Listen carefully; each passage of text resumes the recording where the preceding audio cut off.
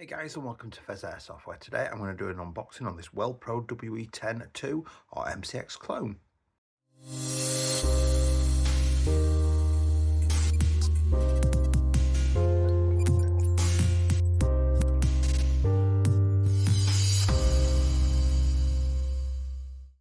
Hey guys, and welcome back. If you do enjoy this content today, please do consider liking, commenting, subscribing. Helps the channel get seen by the YouTube algorithms, helps the channel go blah blah blah. Links are down below in the link tree to all my socials. Join button will take you to channel memberships on YouTube, 99 a month, totally optional. Custom videos, giveaways, all that kind of junk. But we're not here for that, are we? We're here for this. So before I get into it, full disclosure, this has been disassembled. I have had problems with it. I have repaired it myself. I will discuss all of that as we sort of go through what I found, why I'm not even that mad about it. You know, I'm sort of just going with it really. But ultimately, I've ended up coming away quite liking it, to be fair. So, Well-Pro then have kind of, have had a resurgence, I suppose, and released quite a few cool little gadgets and gizmos. So we've got here the WE10-2 SMG with MOSFET. Now, there doesn't seem to be an awful lot of information about it when you go onto various retail listings and things like that. And indeed, can't really see many videos either, to be fair, about it. So we're going to get this open. Now, this will look fairly instantly recognisable to a lot of people, that there is a particular look of a particular, and it even says it there, Rattler on it. So in the box then, we have got our battery box, PEC box, which I'll discuss shortly. We have got a removable folding stock that goes on the rail on the back, which will fit shortly. We have a plastic mid-cap mab. I believe it's around 100 rounds. I will confirm across the bottom if I've been able to find so. We've got a little bag of BBs, which you're never going to see the light of day again. We've got an Allen key or a hex key to do the stock. And then we've got this little baby itself. Now, she's pretty damn pretty out of the box. There's even an unjamming rod in there. So we'll get that out of the way. And we'll sort of do the stock first, and then we'll get to everything else.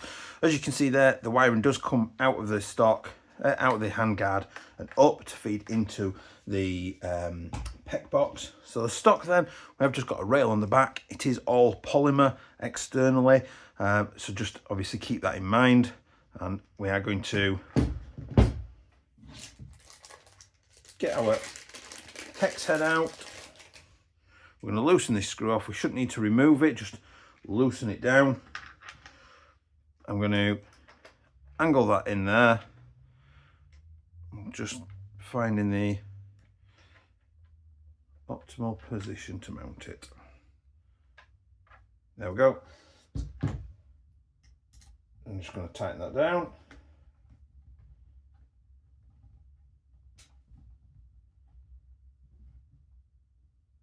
Nice and tight. Get that out of the way. We'll get that in there as well.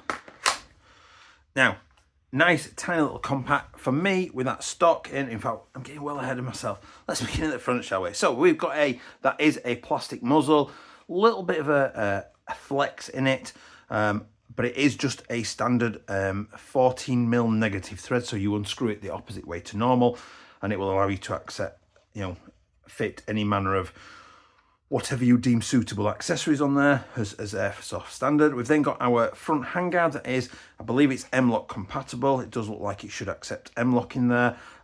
There is I'm really having to grip tight. There's a tiny bit of flex in there, but I'm really having to give it some force to get any sort of flex out of that. But nice, comfy, no sharp edges or anything. It does look like imitation quick detach points there at the front. It doesn't look like they're real. Maybe they are. Maybe there is a rim in there. They are actually metal QD points that are embedded.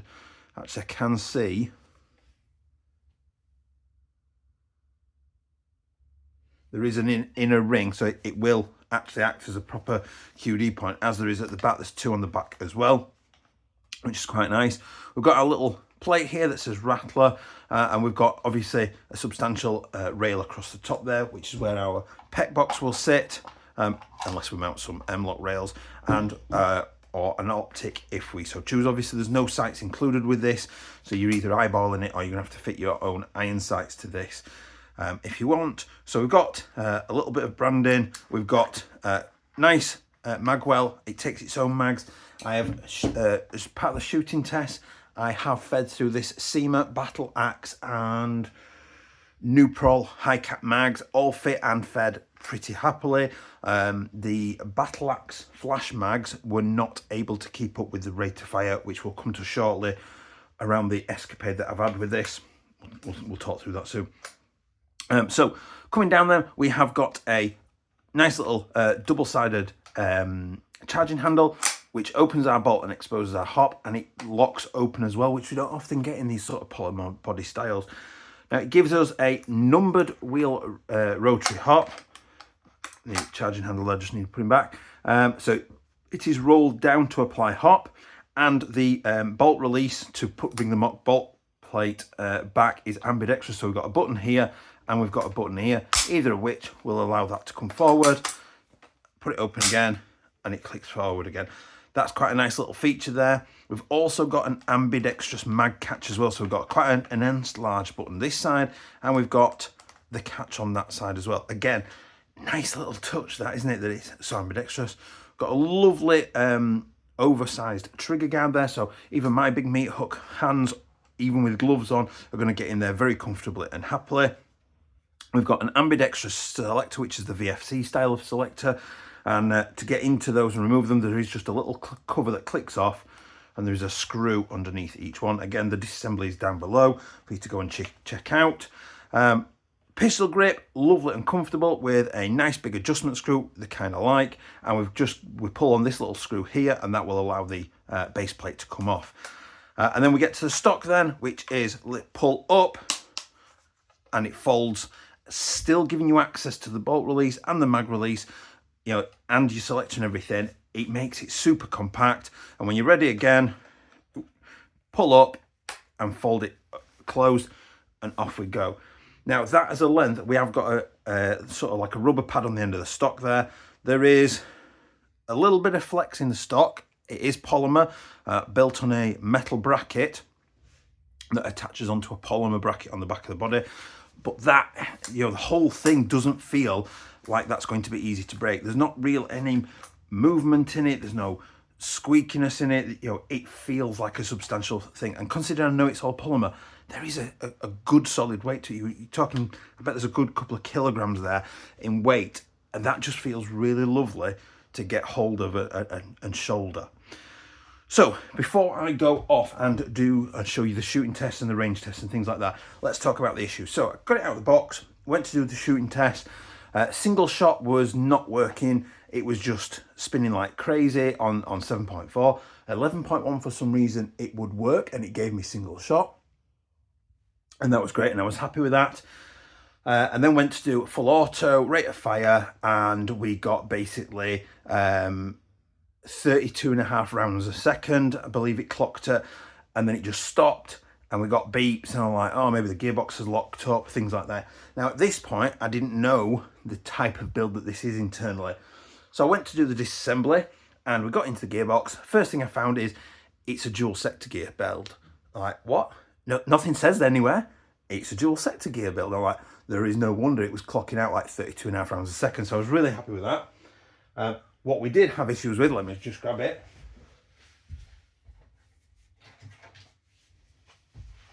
First of all, there is the dual sector gear that was in here, and the axle even has sheared off basically.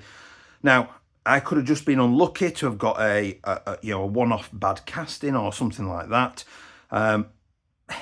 These things happen, particularly in a dual sector build. You are literally talking about quite a high stress build inside of the gearbox. So fortunately enough, as you've probably seen or go to see in the disassembly, I did have a spare rocket type DSG that pretty much exactly matched this style. So I put that in there, reassembled it, and I got no single shot whatsoever. And on full auto, it would give me a burst, and then it would beep 3 times, indicating that there is a problem. And I suspected I knew what was wrong. So I disassembled it again, and I was absolutely right. The MOSFET that's built in is largely mechanical based. So we've got these little switches. We've got one there to detect the selector plate. On the inside, we've got one for the trigger, and this one here is the one that specifically caused the problem. So this little mechanical switch here should detect the gear spinning round, and basically this switch itself has failed, and the little protruding part that should be detecting it is not even there. Now, I'm not going to say that it was necessarily broke from new. It could be that I've done something wrong as part of fitting in the replacement DSG gear, dual sector gear, which I'll explain in a second. People are probably going, what the hell's he on about? So basically, I went and paid the stupid tax. I've since fit a per run MOSFET in there. So the rate of fire that you are seeing is not necessarily exactly what you're going to get, but it's going to be pretty damn close. But it is fully working now, and it sounds and runs absolutely lovely, and the range as well. Again, we'll talk about it in a minute. So just something to consider, that this MOSFET did fail on me, and the dual sector gear failed on me. Now, by sort of comparison contrast, I suppose, to that, my friend Lewis has allowed me to unbox his PP2K by WellPro again. Very similar build, dual sector build. That is still going. The MOSFET did not fail, but he chose to put a per run in it because he wanted the additional programming ability beyond what the stock is. This is a programmable MOSFET. I can't do a video, like I said, in the disassembly about that because it's broken now. But I will hopefully put a link to the actual programming guide down below. Or I'll put a message saying I wasn't able to link to it properly. But that is in there. So just obviously keep in mind, that did fail for me. I could have just been really unlucky, to be fair. It could have been me with this, which is why I paid the stupid tax and bought the per run. Again, I've had TMs that have come out of the box and, you know, been not even a mag in and then stripped the piss and things like that. It's just one of those things. So I just chalked it up to experience. I've put it right, and I've come away with this. Get those out of the way. So we're going to go and do the rate of fire, the chrono, and the range tests and things, and then I'll be back in a second to discuss what I think and thought.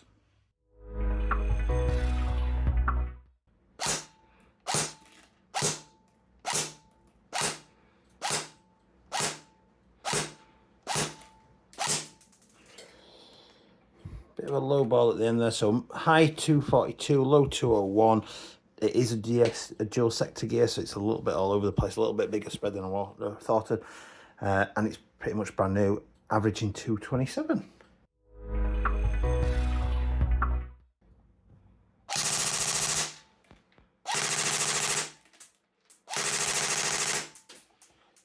$13.5, 40 rounds a second. Nice.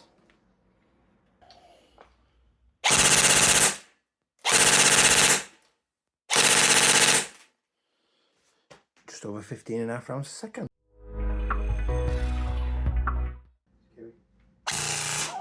Oh, wow. Oh my God. Like 29, 30 rounds a second. That is frightening. This is going to be mad. Whoa. The 28 point. You're looking at like 28.7. 28, over 28 rounds a second. Wow. MCX.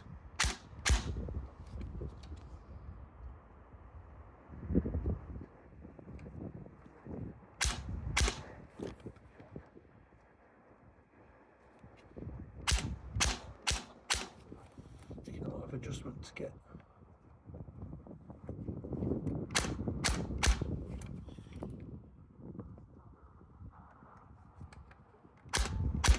There we go, getting there now.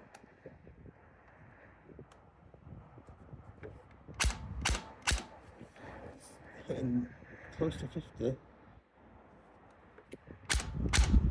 Oh, wow. Easily over 50.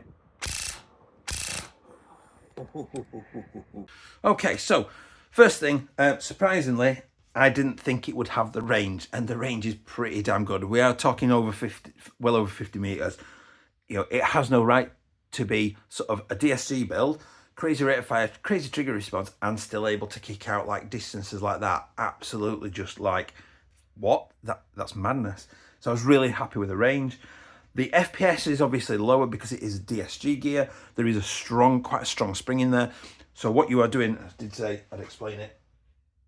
What you're doing is, instead, this gear usually just has one set of teeth.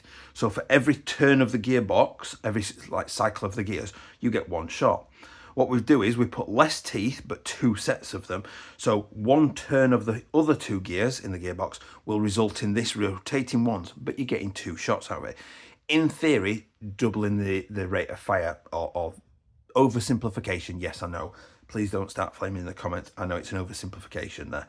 But effectively, let's say, for argument's sake, roughly close to doubling your rate of fire. So basically what happens is we put a stronger spring in because the piston's not coming back as far.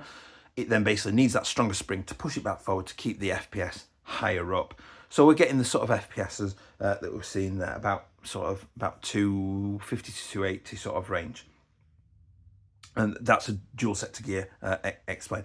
But they obviously do put a significantly higher amount of stress on the gearbox because you're running a stronger spring. This is going to obviously result in that higher rate of fire and things like that. So it is a high stress build sort of thing on your gearbox and stuff like that. So in terms of rate of fire then, this, don't forget, caveat with this is on the per run. So 15.5 rounds a second on a 7.4. That's pretty damn good on a 7.4, I'm not going to lie. And then we got about, what we're getting, about 28.5 rounds on the 11.1. Again, like crazy numbers. Not forgetting, it only takes one BB to take somebody out. Now we did register, I'm pretty sure it was registered at a 32.5 rounds per second on the stock MOSFET, and you know, it could be that the per run is not quite as passing the energy through quite as efficient. It might be that I have maybe shimmed just a touch too tight the new gear in, but you know, at the end of the day, are you really going to notice the difference of about 3 BBs a second difference? I'm sure somebody will notice. I am sure somebody will see that many frames per second with their eyes that they would notice the difference.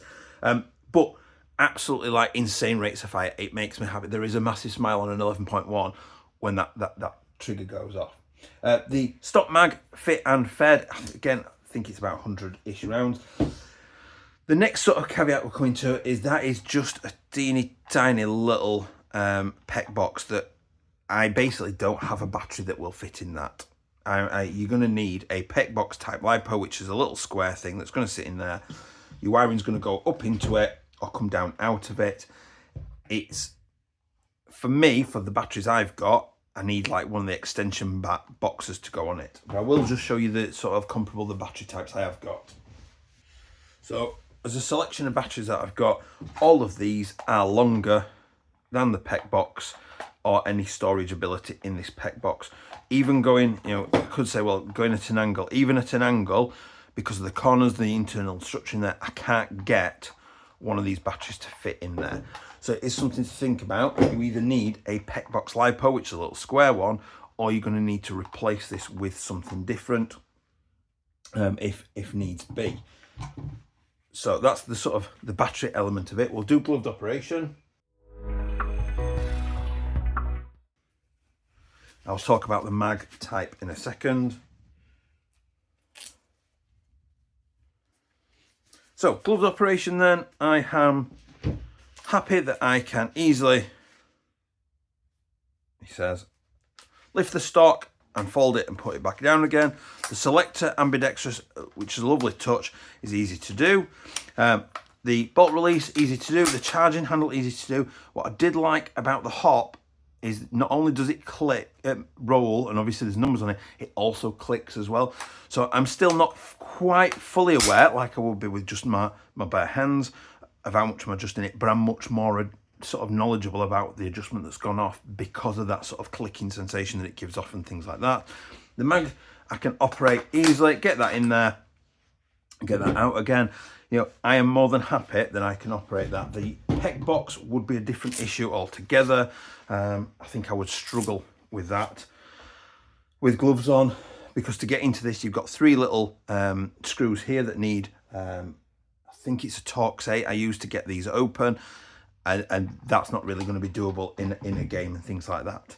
So I'm pretty happy with it. Now, yes, I have had issues with it. Yes, the battery's small. for some reason I've come away still quite liking it despite those issues. It's got the purr in it now, rock solid MOSFET system. You know, it's running nice, it sounds lovely, it feels lovely. You know, it's versus the price point I paid for it, you know, I don't really mind that much. Now, the reason I don't put the prices is because the prices change, prices are different areas. Go and find your local retailers, see what kind of prices they're charging. The mag, I did say I'd come back to the mag. The mag is a mid-cap type, so it's not a high cap, there's no winder on the bottom. To fill this up, you need a speed load. I mean, you can sort of go the slow and steady and feed a single BB at a time into the top there, but what you need is a speed loader that you fill up with BBs, and then you just plunge that in until it's compressed, and then you chuck that in and off you go. That is the type of mag that you have got with that. So coming back to it, I kind of have like a little bit of an affinity for it. I'm like quite like, that is a nice little piece of kit. I am quite liking that piece of kit.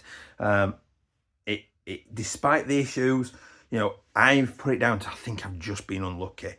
You know, the fact that Lewis's PP2K is still going, we preventatively replace the MOSFET just in case. You know, the mechanical MOSFET systems are more prone to failure because you are literally putting a lot of stress on a little mechanical switch.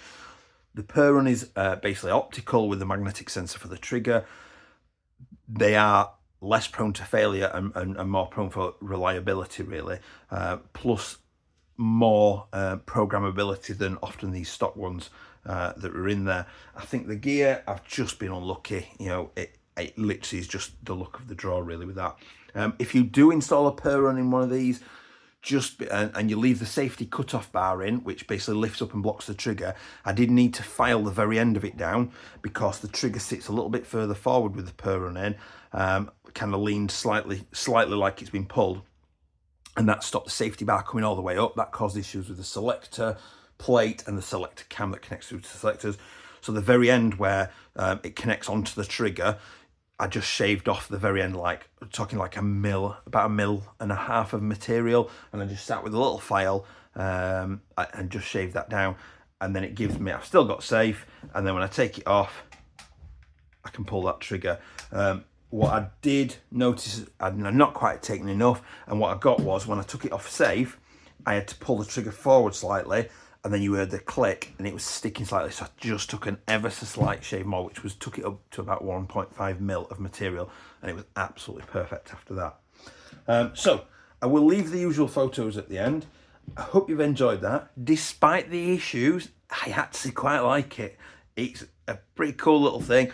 With a stock folder, it is super tiny, so it will be great for CQB. You know, with the Purun or the stock, mad rate of fire, mad trigger response because of that dual gear, sector gear setup.